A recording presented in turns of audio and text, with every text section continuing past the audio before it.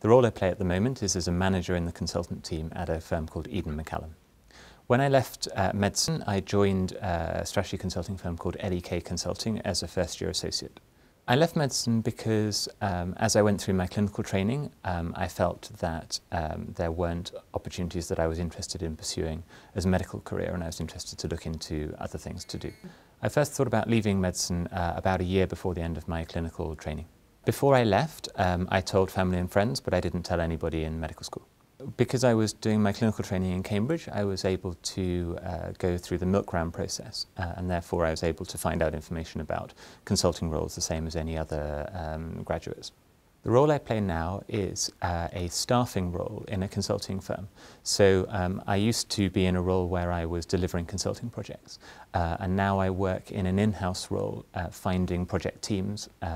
We work with independent consultants who deliver strategy consulting projects.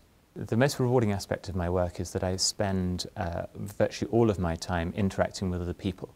And so I spend a lot of time meeting or speaking on the phone to consultants and other people in the in-house team. So it's a lot of people interaction. I've never regretted leaving medicine. I've always been the kind of person who sort of looks to the future, and I felt as though I threw myself fully into what I went to do after medicine. So I've never looked back and felt that I wanted to go back and take a clinical career.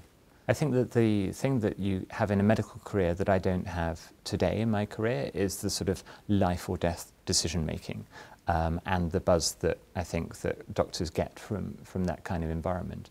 But at the same time, I value the fact that I don't have that degree of responsibility in the roles that I play now, so I think it balances itself up.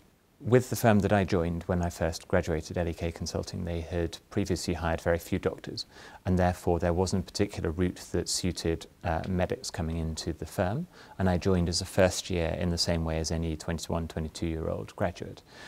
With other strategy consulting firms such as McKinsey and BCG, they do actually put doctors in at a more senior level than the first year entrants. I would say to any medical student or doctor who's thinking of changing career, the most important thing is to find out as much information as you possibly can and talk to as many people as you can who have made the change. What I always say to people in that situation is that it's actually suitable for quite a small proportion of medics, because you have to change so much and you have to give up so much of the training that you have done through the years. And so coming into consulting, you have to be really committed that it's the right thing to do.